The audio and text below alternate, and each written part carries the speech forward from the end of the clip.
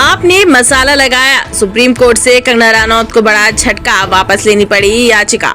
जी हां, फिल्म अभिनेत्री और बीजेपी सांसद कंगना रनौत को सुप्रीम कोर्ट से राहत नहीं मिली है। बॉलीवुड अभिनेत्री और बीजेपी सांसद कंगना रनौत की याचिका पर सुप्रीम कोर्ट ने सुनवाई से इनकार किया है। किसान आंदोलन से जुड़े मामले पर कंगना ने अपनी याचिका वापस ले ली है। कोर्ट ने कहा, हम ट्वीट पर कोई टिप्पणी नहीं करेंगे, इससे ट्रायल पर असर पड़ेगा। ये सिर्फ एक साधारण रिट्वीट नहीं था, इसमें आपकी टिप्पणी भी शामिल थी। कंगना रनौत द्वारा 2020-21 में किसान आंदोलन के दौरान की गई मानहानि टिप्पणी के चलते पंजाब में दर्ज केस को रद्द करने की मांग की थी।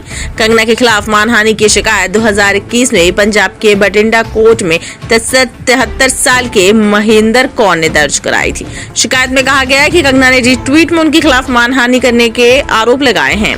कंगना ने अपने रिट्वीट में महेंद्र कौर की फोटो वाली ट्वीट को रिट्वीट कर कहा था कि ये वही बिल्किस बानो दादी हैं जो शाहीन बाग प्रदर्शन का हिस्सा थी।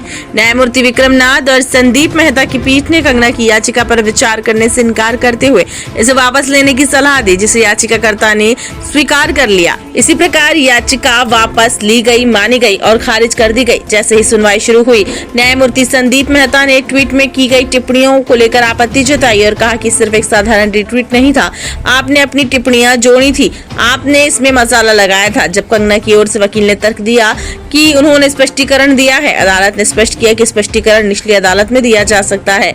वकील ने यह भी कहा कि कंगना पंजाब में यात्रा नहीं कर सकती, जिस पर पीठ ने सुझाव दिया कि वे व्यक्तिगत उपस्थिति के लिए छूट मांग सकती हैं।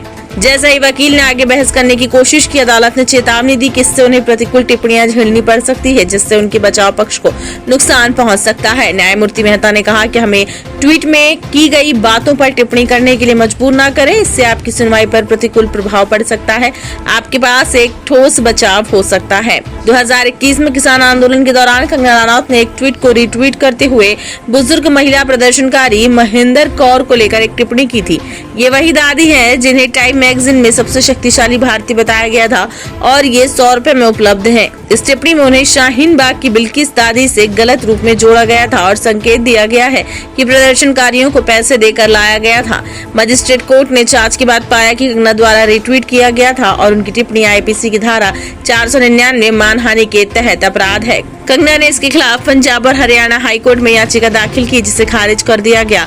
कंगना ने तर्क दिया कि ये ट्वीट सद्भावना के तहत दिया गया था और उनके पास मैंसरिया यानी दोषपूर्ण मानसिकता नहीं थी, जिसमें वह धारा 499 के 9वें और 10वें अपवाद के अंतर्गत आती है। हाईकोर्ट ने कहते हुए याचिका खारिज की कि मजिस्ट्रेट का अपवादों पर विचार न करना अपने आप में आदेश को अवैध नहीं बनाता। कंगना द्वारा रिट्वीट की पुष्टि के लिए Twitter communication India private limited से रिपोर्ट मांगी गई थी, जो प्राप्त नहीं हुई, लेकिन कोर्ट ने कहा कि ये कंपनी www.twitter.com की मालिक या नियंत्रक नहीं है, बल्कि एक अलग संस्था है जो केवल मार्केटिंग और अनुसंधान में लगी है। इसलिए रिपोर्ट न आने को मजिस्ट्रेट के आदेश के खिलाफ नहीं माना जा सकता।